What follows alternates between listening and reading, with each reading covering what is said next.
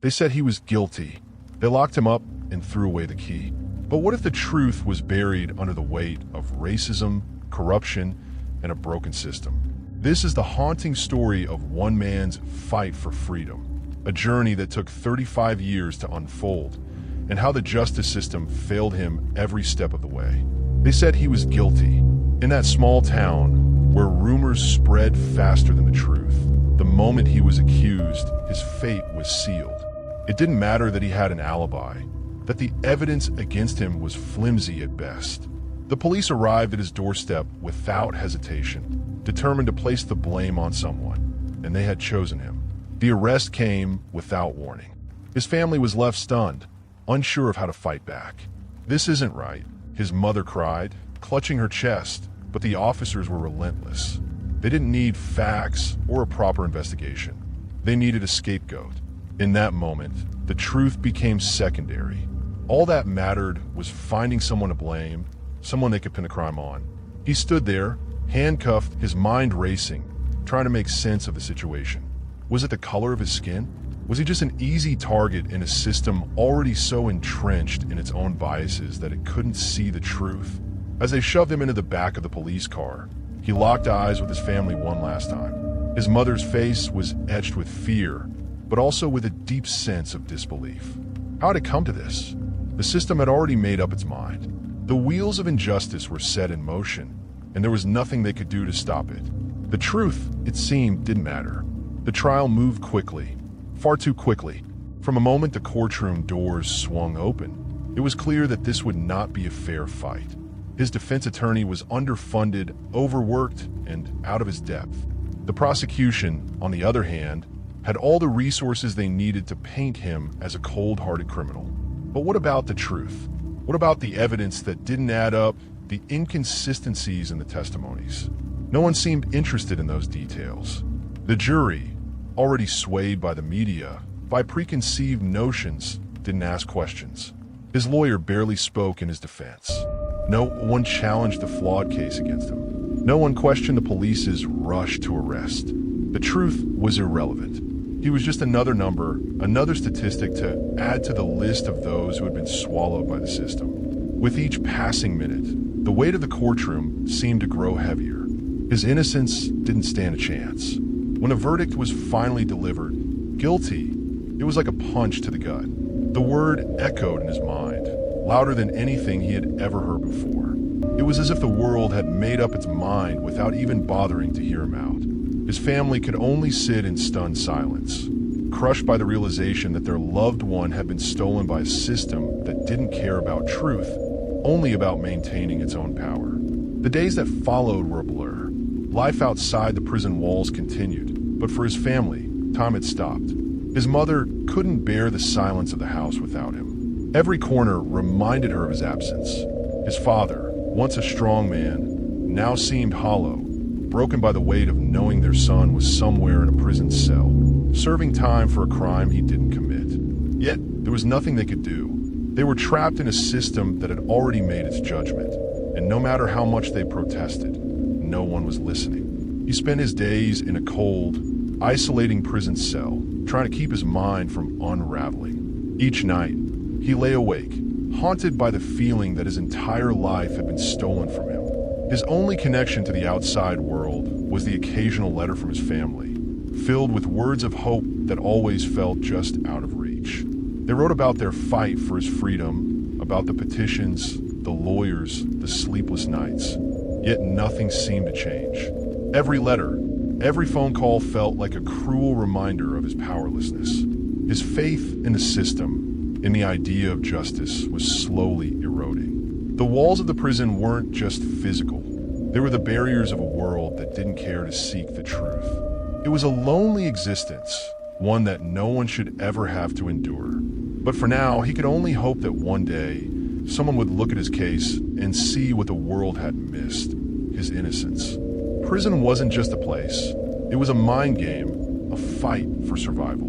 From the moment he stepped through the gates, everything about his life changed. The familiar world outside felt miles away, like a distant memory that would fade with time. Inside, he was just another inmate, a faceless figure among thousands who had also been abandoned by the system. Days blurred into weeks, and weeks bled into years.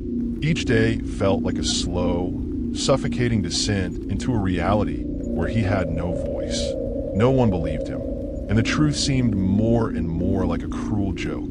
The cells were small, claustrophobic, and filled with a stench that never seemed to leave. But the worst part wasn't the isolation or the violence. It was the hopelessness that slowly crept into his heart.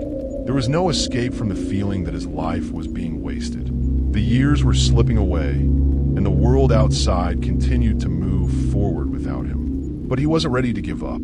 Somewhere deep inside, there was a flicker of hope. Maybe it was a letter from his family, or a brief conversation with a fellow inmate who believed his story. Those small moments kept him alive, but they also reminded him of the cruel injustice that had placed him here in the first place. Despite everything, he clung to the belief that the truth would come to light, eventually. But how long could he hold on? And at what cost? Over the years, his life behind bars became a pattern. Waking up to the same cold walls, the same concrete floors, the same emptiness. But amidst the monotony, something changed. Small cracks appeared in the wall of hopelessness. Letters from his family, sent through the prison's flawed mail system, continued to trickle in. They were his lifeline, his mother's words of encouragement, his father's brief but powerful messages of belief in his innocence, kept the flicker of hope alive. Then, one day, something unexpected happened. A glimmer of new evidence surfaced. A fellow inmate, a man serving a lengthy sentence for an unrelated crime, overheard a conversation that hinted at a mistake made during his trial. The details were vague, but it was enough to catch his attention. He sent word to a local journalist, who, surprisingly, took the bait. Months passed, but that was all it took to remind him that, even in the darkest places, there could be a spark of light. It wasn't much yet, but it was something, a crack in the armor of the justice system that had wronged him. His name, though forgotten by so many, had resurfaced in the media. The whispers of a wrongful conviction, once drowned out by the noise of the years, were growing louder. It wasn't enough to set him free just yet, but it was the first real sign that things might change. The walls of the prison may have been confining, but his mind refused to be caged. As the months passed, the small signs of hope kept him going, reminding him that he wasn't forgotten. The new evidence that had surfaced was just the beginning of something bigger, a battle that he couldn't fight alone, but one that he wouldn't have to. A group of legal experts, alongside a passionate journalist who had taken up his case, began to dig deeper. They uncovered discrepancies in the trial, witness testimonies that didn't match up, and forensic evidence that had been conveniently ignored. With each new finding, the truth began to surface inch by inch. It wasn't just about his freedom anymore. It was about exposing a corrupt system that had allowed his innocence to be overshadowed by racial bias and careless investigation. His family, though still reeling from the years of grief, found new strength in the fight for his release. They mobilized, gathering support from activists, human rights organizations, and anyone willing to listen. It wasn't easy, and they faced resistance at every turn. But they were relentless, determined to bring the truth to light, no matter how long it took. For the first time in years, he could feel the weight lifting from his chest. There was a glimmer of something more than just survival now. There was the possibility of justice. The years of feeling invisible, forgotten, were slowly being replaced with the sense that the truth was finally going to be heard.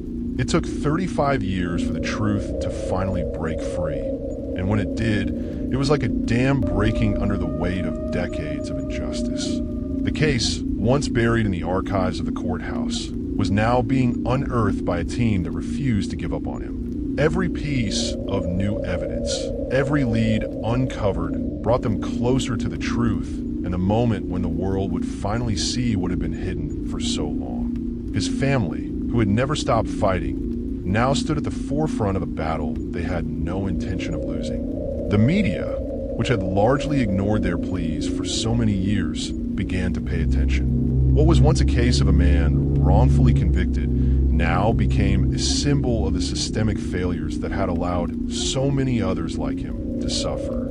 The public outcry was deafening, and pressure mounted on the legal system that had so long turned a blind eye to his case. But the battle wasn't over yet. The legal system, built on years of indifference, now had to contend with the overwhelming evidence of his innocence. There were court hearings, legal motions, and countless hours of debate. The state, once so confident in its conviction, now found itself scrambling to cover its tracks. As the days passed, the courtroom became the final battleground. The tension was thick, and every moment felt like it could tip the scales of justice forever. All he could do was sit, waiting for the moment that might change everything. The legal fight to clear his name intensified. With every new witness, every document uncovered, the case grew stronger. But the road to justice was never easy. For decades, the state had stood firm in its decision. They had built a case against him, and they weren't about to admit they had been wrong. But the truth, no matter how long it was hidden, could not be denied forever. His defense team, once small and outmatched, now had the support of renowned legal experts, activists, and journalists who refused to let this injustice stand. They dug deeper, questioning everything from the original investigation to the trial itself. Slowly but surely, they chipped away at the narrative that had kept him imprisoned for so long. The breakthrough came when new DNA evidence was finally allowed to be re-examined, evidence that had been ignored or mishandled during his original trial. It wasn't just a technicality. It was the smoking gun that proved his innocence beyond a shadow of a doubt. As the new findings were presented in court, the atmosphere shifted. The prosecutor's team faltered, their case crumbling under the weight of the truth. The courtroom was filled with a sense of disbelief, but also a feeling of vindication. The moment they had all waited for was finally here. But for him, it wasn't about the victory in court. It was about the pain of the past 35 years. Years that had been stolen from him. Years of suffering that no verdict could ever erase. All he could think about was how different his life could have been if they had only listened. The day came when the judge finally stood, the words echoing in the courtroom. The conviction is overturned. You are free. The sentence was brief, but it hit him like a tidal wave. He stood there, frozen, as the reality of the moment slowly sank in. He was free. Free after 35 long years, after a lifetime of stolen time and a future lost to a broken system. His family, who had waited and fought with everything they had, rushed to him. His mother, who had aged years during those decades of waiting, was finally able to hold him close again. But even in that embrace, there was an unspoken heaviness. The years they'd lost together, the years of trauma that couldn't just be erased with a court ruling, lingered between them. He left the courtroom with his family, but the fight wasn't over. The emotional scars, the psychological damage of being imprisoned for something he didn't do, would stay with him forever. The world outside had moved on without him, and no amount of freedom could bring back the time he had lost. He had been a prisoner of the system's failure, but now he was a free man, still haunted by the years that never should have been. His story, however, became a symbol of resilience, of a fight that transcended the bars that held him. He was no longer just a man behind a prison wall. He was living proof that the truth, no matter how long it takes, will always find a way to rise. After 35 years of injustice, of fighting a battle no one believed he could win, the truth finally surfaced. But even in his freedom, the scars of the past remained. He was free, yes, but those lost years, the family moments never shared, the life that had slipped through his fingers, these were things that would never come back. His story is a reminder of the human cost of a broken justice system. It's a call to action to never forget the lives lost to injustice, to fight for those who are wrongfully convicted, and to demand accountability from a system that so often fails to see the truth. We may never be able to undo the damage done, but we can ensure that the fight for justice never stops. We can stand up for those who have been silenced, for those whose voices have been ignored, and for those whose lives have been destroyed by a system that doesn't care enough to listen. What do you think? Can we continue to let these wrongful convictions happen, or is it time for change? Let us know your thoughts in the comments below. And if you believe in fighting for justice, hit that subscribe button. We'll be back next week with another story, another fight for truth. Stay tuned and never stop seeking the truth, no matter how long it takes.